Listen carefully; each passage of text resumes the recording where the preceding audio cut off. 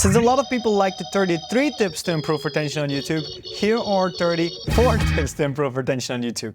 Complicated words can confuse an audience, and this leads to disengagement. For that reason, when we say a complicated word, we often use a text box to explain what something means. When we have a conversation set up with two people, often the bodies are pointed completely towards each other, making us as a viewer feel like a third wheel. For that reason, we often want to tilt the bodies slightly pointed towards the viewer as if they are part of the conversation. This helps with making people more involved. Doubling down on a joke can alienate an audience who didn't think that joke was funny in the first place. That's why we often say a joke once and that's it. Curiosity is a great way to make people watch for longer. But how can we create curiosity? Well, there are three ways to do so. The first one is to create a knowledge gap between where you are now and what you want to achieve, the goal of the video. The second way is to make more of an uncertain goal. So we don't really know, are we gonna reach it? How is that gonna look like? And the third one is to really tease towards the idea that you're going to give new information, stuff they have absolutely no idea about. This is often the case when you go to locations that nobody's ever seen before. It's not so much about uncertainty, it's not so much about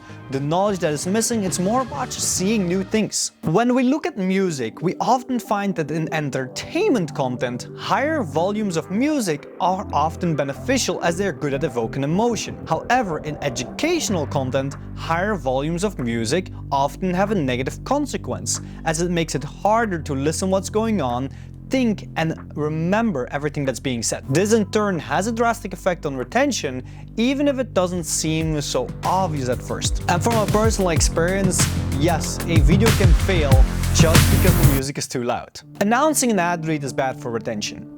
But announcing an ad read with a negative undertone, such as saying that you don't really want to do it but you really have to, is even worse for retention. And this is because not only are you really telling the audience, hey, this is going to be a bad segment, but also, why is the ad read there if you really don't want to do it? This breaks the trust between you and the audience because it's there, but you say you don't want to do that. The logic is kind of conflicting. So at the end of the day, with ad reads, just announce it like you like to do it and make it fun for your audience. Comedic ad reads are often the best ones.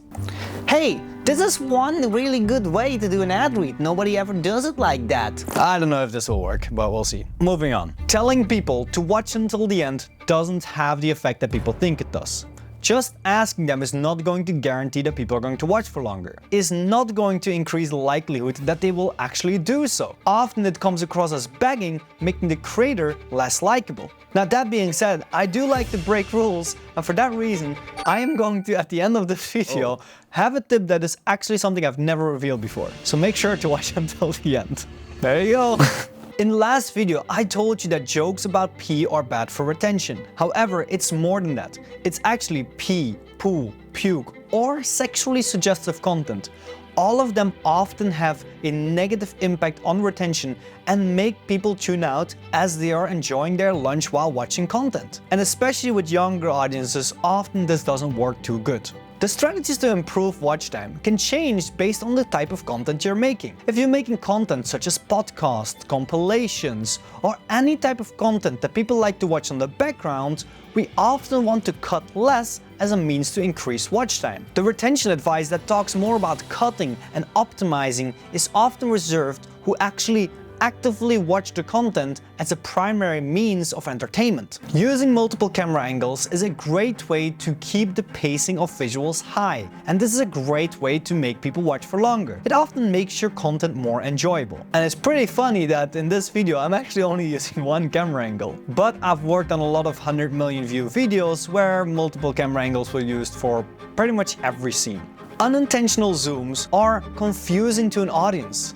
Audiences always try to figure out what everything is and what everything means. So if you're doing things that confuse the audience, they will disengage and watch for less long. Now the next one is a weird one, and the only reason why it's in this list is because I've heard this as retention advice. The retention advice that was given is increase your music volume drastically at some point in the video so that people have to go to the volume meter and then turn it down. this is a means to wake them up and get them engaged again. In fact, actually, there's no statistical evidence that this is true, and this can actually disrupt the viewing experience. Therefore, this is really bad advice, and I advise you not to do it. The first act in storytelling, which is something that a lot of creators are starting to get into, is often a bad act for retention. And the reason why is because it has a lot of information, a lot of exposition that is more for story building and character development. But viewers on YouTube don't tend to like it as much. So for retention, you often want to keep this short as possible even, and do the character development throughout your video, rather than chunk it all at the beginning. Being a good person by highlighting generosity, compassion, or any other positive attribute to you as a character is a great way to make people like you more.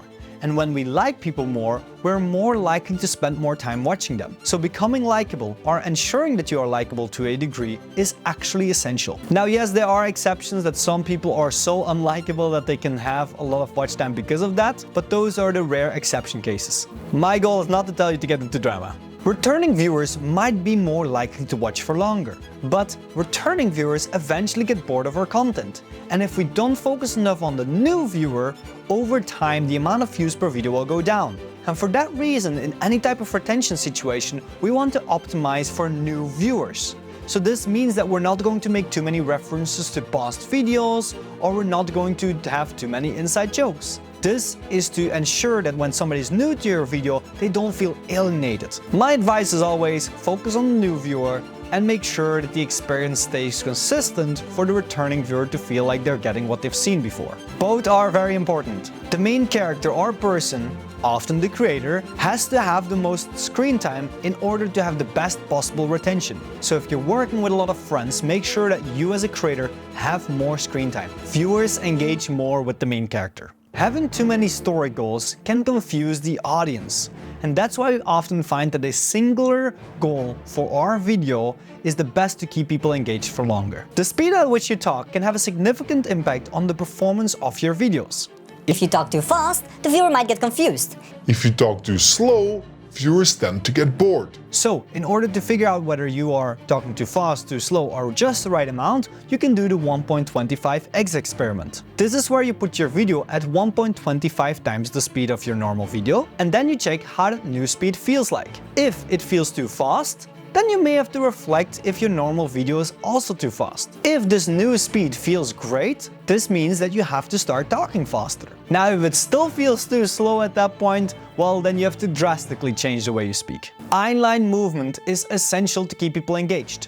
If the viewer feels like their eyes have to constantly jump around, like left and right and left and right, at that point the viewer might get exhausted too early and leave early in your video, as it is just overwhelming. To replace white text with black background, which I said would be bad in the last video, what we can do is just change the black background with some normal video. This already makes the scene a lot more engaging to the audience. Now, it's not perfect, but it is better. When using subtitles, often people mess it up and make it less readable by adding too much glow. So make sure when you're using subtitles, don't use too much glow. A good advice is use a drop shadow, maybe an outline, maybe not. White text can be good, any color, but the glow is often what we don't have in our subtitles. Dubbing your content into multiple languages is a great way to increase watch times and retention in certain areas of the world. If you're looking into dubbing, Spanish and Portuguese should be your first ones if you're an English-speaking content creator. Too much talk about active engagement such as comments, likes, descriptions, subs, non-subs is often not that great for retention. I know people say it affects the algorithm, but it doesn't affect it as good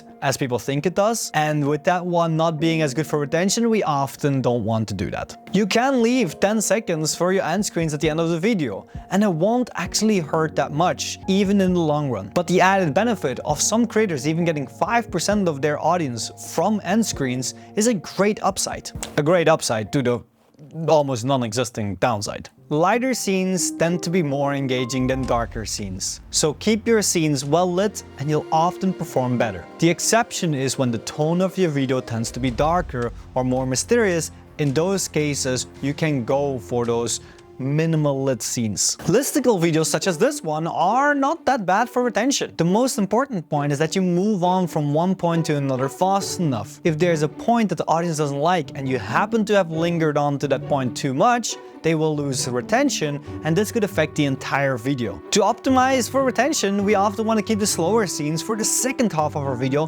because viewers are less likely to tune out during those parts. If you make 1 hour long content, it's not second half, then just think after your 5 or 10 minute range. Repetition tends to be bad for retention, but it's more than just repetition in what we say. We also have visual repetition, which is when shots or certain visual elements repeat themselves, and there's also audio repetition, which is when we just constantly use the same music over and over again. Or sound effects, because that's also audio. In teaser clips, we often focus too much on the emotions of the video, but they should actually most of the times focus on the factual events, because that is really what the viewer tends to be interested in. There are exceptions, but for most creators, that's the case. Personal stories tend to be bad for retention.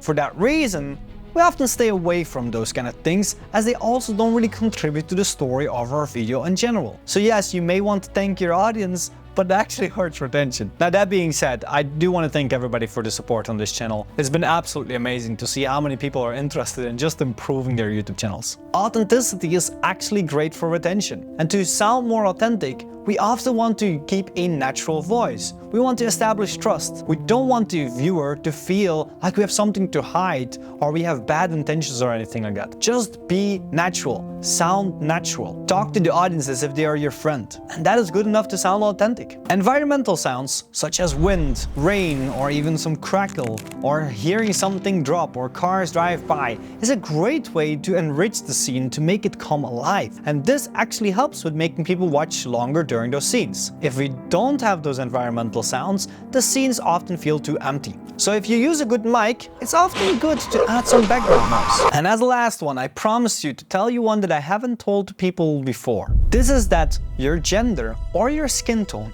can have a drastic impact on the audience that you are reaching or able to reach. And with that in mind, you can start thinking about what cultures you are attracting. Certain cultures have different humor preferences. They have different content preferences.